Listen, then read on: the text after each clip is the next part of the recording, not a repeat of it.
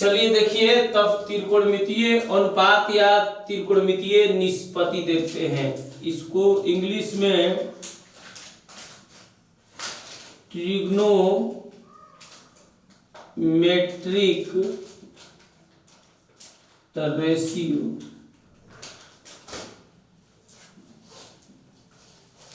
Trigonometric ratio कहा जाता है। सबसे पहले बाबू त्रिकोणमितीय अनुपात 10th क्लास में सब लोग पढ़े हैं। तो बताइए कि त्रिकोणमितीय अनुपात किसे कहते हैं? बताइए, आप लोग सब लोग पढ़े हैं, बताइए त्रिकोणमितीय अनुपात किसे कहते हैं?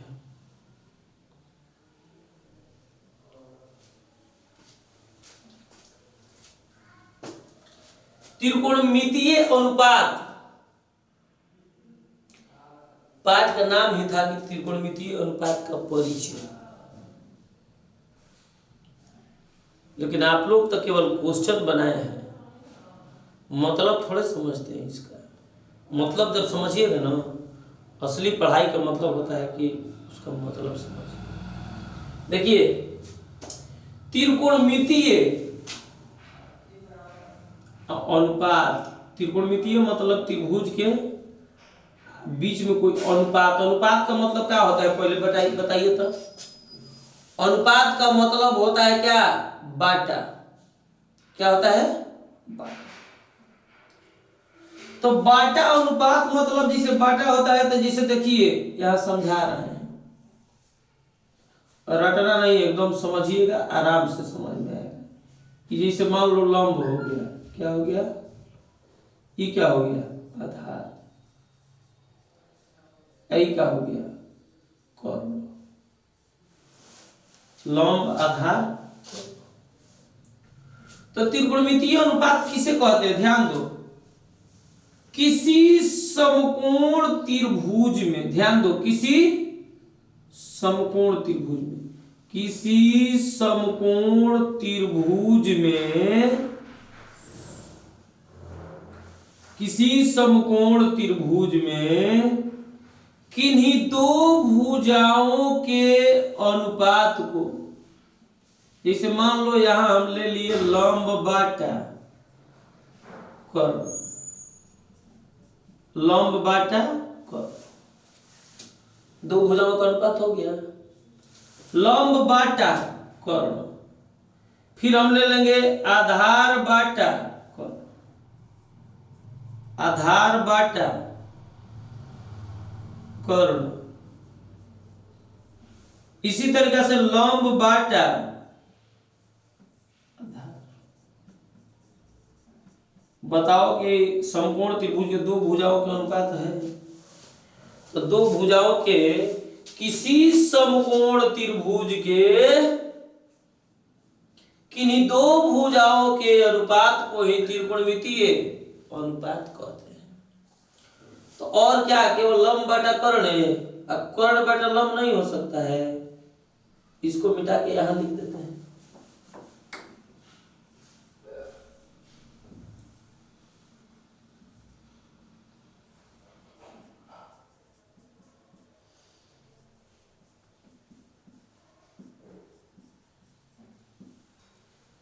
लंब बटा कर्ण को लिख सकते हैं कर्ण बटा लंब भी उलट के, ये भी तो अनुपात है।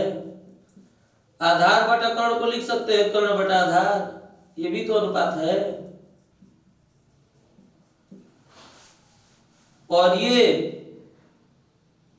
लंब बटा आधार को आधार बटा लंब लिख सकते हैं, ये भी अनुपात है। तो कितने अनुपात हो गए? 6। और ही कोई है इसमें जो इससे भिन्न हो? बताओ तो, यही ना है। इसलिए बाबू हम कहेंगे कि त्रिकोणमितीय अनुपात कितने होते हैं? कितने? 6 गो। और 6 को कौन चीज से सूचित करते हैं? यहां संकेत होगा 6 का। अब क्या संकेत होगा? इसी को हम लोग लिख देते हैं संकेत से। तो अब त्रिकोणमितीय अनुपात कितने होते हैं? 6 होते हैं। देखो फिर से डिफिनीशन सुन लो। किसी समकोण त्रिभुज में किन्हीं दो भुजाओं के अनुपात को त्रिकोणमितीय अनुपात कहते हैं। ये 6 प्रकार के होते हैं। कितने प्रकार के होते हैं? 6 प्रकार के। कौन कौन? तो पहला साइन, दूसरा कोसाइन, तीसरा टेंजेंट, चौथा कोटेंजेंट, पांचवा सेकेंड, छठवा कोसेकेंड। हो गया। इस तरीका से हमारा 6वां त्रिकोणमितीय अनुपात का पूरा नाम है। ये पूरा नाम है। लेकिन हम लोग जानेंगे इसका संक्षिप्त रूप। क्या जानेंगे? संक्षिप्त नाम जानेंगे इसका क्या होता है। अभी इसके विषय में हम लोग जानेंगे, घबराना नहीं। संक्षिप्त रूप क्या है? तो हम लोग यहां पढ़ेंगे त्रिकोणमितीय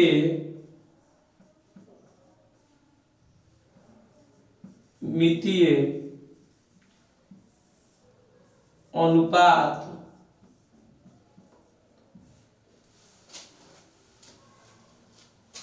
उसका संक्षिप्त रूप और हिंदी अर्थ। संक्षिप्त रूप और हिंदी में अर्थ जानेंगे इसका, त्रिकोणमितीय अनुपात का। ध्यान दीजिएगा। तो हम लोग क्या करेंगे? जानेंगे त्रिकोणमितीय अनुपात, ट्रिग्नोमेट्रिक रेशियो। टीआर का मतलब क्या है? Trigonometric ratio. जैसे मान लो साइन, कोसाइन, इसके बाद बाबू हो जाएगा टेंजेंट,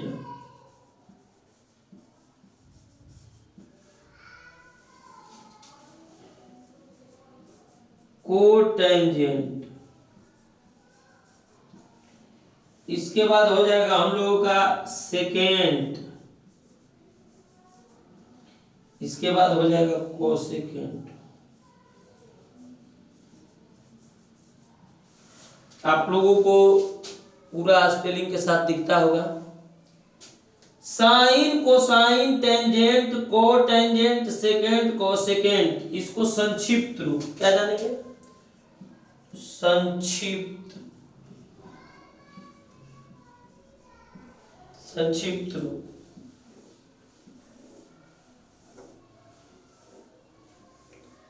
इसके बाद हम जानेंगे हिंदी में अर्थ। इसको हिंदी में क्या बोलते हैं? हिंदी में अर्थ। ठीक। तो साइन को शॉर्टकट में लिखा जाता है साइन, SIN। कोसाइन को शॉर्टकट में लिखा जाता है कॉस। टेंजेंट को शॉर्टकट में टेन, और कोटेंजेंट को कॉट, और सेकेंड को सेक, और कोसेकेंड को कॉसेक। इसको बोलते हैं हिंदी में जेया, इसको बोलते हैं कोस को कोजेया, इसको बोलते हैं स्पर्श जेया टेन को। सब नोट्स में आपको मिलेगा, इसको याद कर लीजिएगा कि साइन को संक्षिप्त रूप क्या है, कॉस का पूरा नाम क्या है, कॉस को हिंदी में क्या कहते हैं। इस टाइप के सब याद रहना चाहिए। यहाँ बाबू कॉट जो है ना, इसको मूल निष्पत्ति कहा जाता है। तीन को जो है ना, sine cos tan, sine cos tan को क्या कहा जाता है? मूल निष्पत्ति। ये मूल निष्पत्ति है।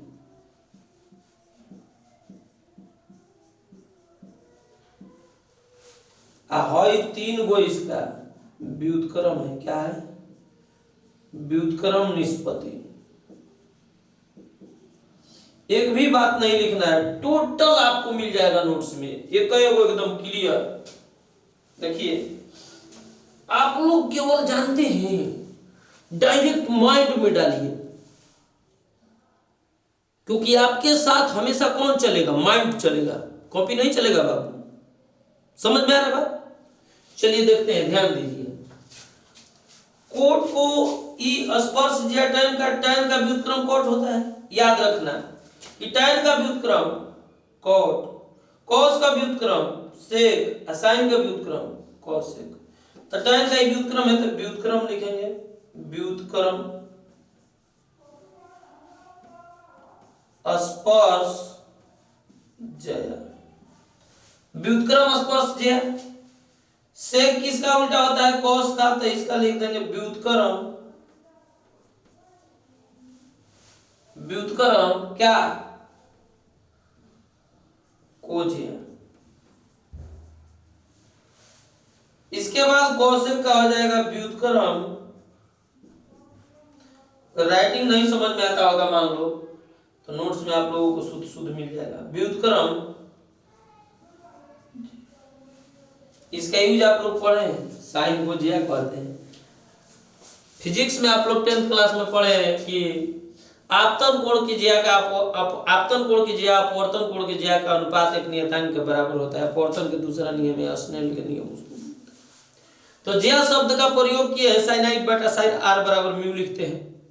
तो उसी तरीका से यहाँ आप लोग इसको क्या कीजिएगा, बारीकी से याद कर लीजिएगा। अगर मान लो 10th में भी दे देता है, लेकिन आप 10th पास आउट होने के लिए नहीं, यही कमी है।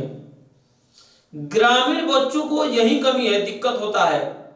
केवल पास आउट होने 60% आ गया खूब खुश हो जाएगा। अरे 60% का कोई कीमत नहीं है।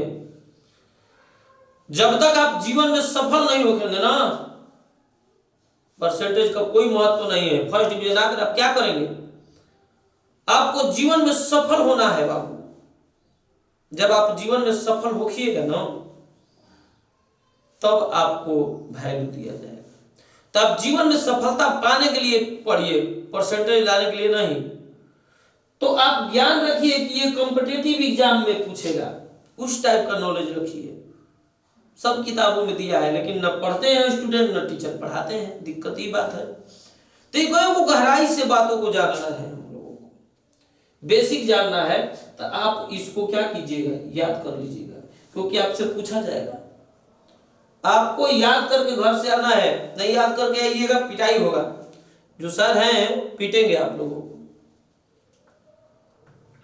तो ध्यान दीजिएगा, इसको याद कर लीजिएगा आप लोग। इसके बाद यहां पर देखते हैं कि ये जो लंब बाटा कर्ण लिखे हैं, आखिर इसका संकेत क्या है? तो इसका संकेत है साइन थीटा। एक बात समझो, साइन का अकेले कोई अस्तित्व नहीं है। जब साइन के साथ थीटा जुड़ेगा ना, तभी इसका अस्तित्व है। आई मत सोचिएगा कि साइन के साथ है थीटा गुणा में, यहां गुणा नहीं है। साइन के साथ केवल क्या है, जुड़ा हुआ है। आगे थीटा हटेगा ना यहां से, तो साइन का कौन अस्तित्व नहीं। तो साइन थीटा बराबर हो जाता है क्या, लंब बाटा में करो। ठीक उसी प्रकार से बाबू कॉस थीटा इसका हो जाता है आधार बाटा, इसका क्या हो जाता है। एक बात बता देते हैं, अगर 3 को ये मूल निष्पत्ति आपको याद हो जाएगा, तो साइन का व्युत्क्रम क्या होता है, अभी बताए हैं, कोसेक। साइन का व्युत्क्रम क्या होता है, कोसेक होता है बाबू। तो साइन का व्युत्क्रम होता है, देखो लंब बाटा कर्ण, तो कर्ण बाटा लंब उलाट लिए, नीचे वाला ऊपर, ऊपर वाला नीचे, व्युत्क्रम। तो ये क्या हो जाएगा, कोसेक थीटा। और ये उल्टेगा, कॉस का उल्टा सेक थीटा, और टैन का उल्टा कॉट थीटा। ये आपको बस क्या करना है, याद रखना है। ये 6 गो बेसिक फार्मूला है। ये 6 गो बेसिक फार्मूला को आप क्या कीजिएगा, याद कर लीजिए। याद करने के लिए एक ट्रिक बताते हैं आपको। एक ट्रिक होता है लाल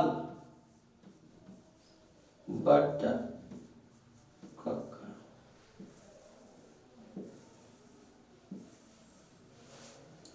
लाल बट्टा कक्का। एल से लंब, के से कर्ण, ए से आधार, के से कर्ण, एल से लंब, ए से आधार। देखिए लंब बाटा कर्ण साइन थीटा, फिर आधार बाटा कर्ण कॉस थीटा, और लंब बाटा आधार tan थीटा। अगर आपको भूल जाए तो लाल बाटा कक्का, तो लाल में एल और बाटा नीचे के, लंब बाटा कर्ण साइन। ठीक, इस तरीके से आपको याद। अगर 3 गो मूल निष्पत्ति आप याद कर लेते हैं, लंब बटा कर्ण साइन, आधार बटा कर्ण कॉस, लंब बटा आधार tan, तो समझिए कि इसका व्युत्क्रम क्या है, याद है। अगर मान लो साइन थीटा बराबर आपको याद है कि लंब बटा कर्ण, तो साइन का उल्टा क्या होता है, कॉस। तो कॉसेक में उलट देंगे, यानी कि कर्ण नीचे है तो ऊपर लेके चले जाएंगे, लंब ऊपर है तो नीचे लेके आएंगे। तो इस तरीका से हम लोगों को इतना मतलब पढ़ लिए बेस। अब हम लोग जानेंगे त्रिकोणमिति के कुछ महत्वपूर्ण सूत्र। त्रिकोणमिति का कुछ महत्वपूर्ण सूत्र जानेंगे। इसको मिटाते हैं, घबराइएगा मत, आराम से पढ़िए। और देखिए बता देते हैं, याद करना बहुत जरूरी है, और नोट्स बनाना घर पर एक एगो, क्योंकि आप लोगों को कॉपी जमा कराया जाएगा। जिसके पास कॉपी नहीं रहेगा बाबू, नोट्स फिर अपना खैरियत समझ लेना, बड़ी मार मराओगे। तो आप लोग क्या कीजिए कि नोट्स बनाइए। जो भी आपको मटेरियल इसका दिया जा रहा है, उसको मटेरियल पर नहीं रहना चाहिए, आपके कॉपी पर रहना चाहिए। अगर आप नहीं लिखेंगे तो आपके अंदर कमजोरी आ जाएगी। तो आप डेली जो पढ़े, डेली लिखना ही नहीं कि एक ही दिन लिख के जमा कर देंगे, नहीं। आज जो पढ़ के गए उसको आज ही नोट्स पर क्या करेंगे, बना लेंगे। समझ में आ रहा बात। तो इस टाइप से जब याद करते हैं आप, आपको कोई दिक्कत नहीं होगा। तो चलिए अब देखते हैं, ध्यान दीजिए, इसको मिलाते हैं।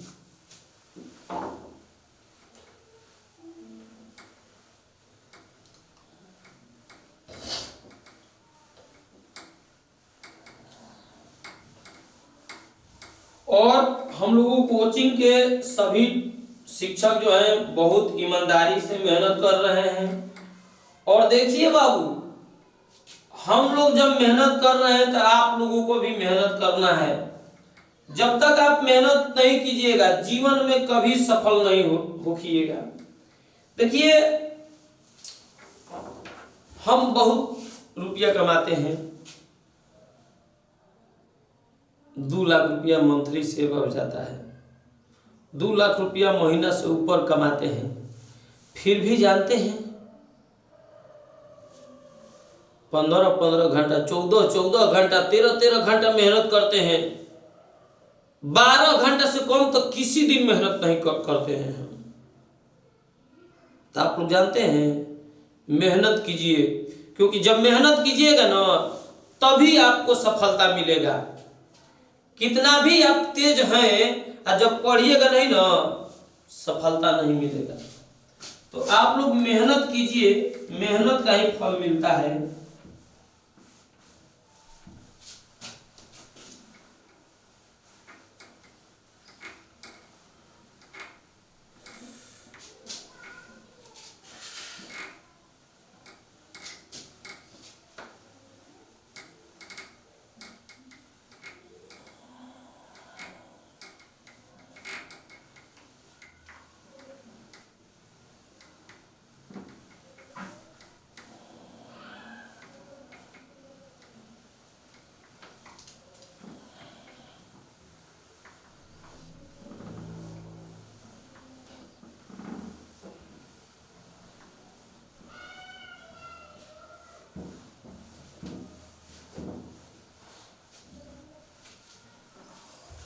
चलो देखते हैं हम।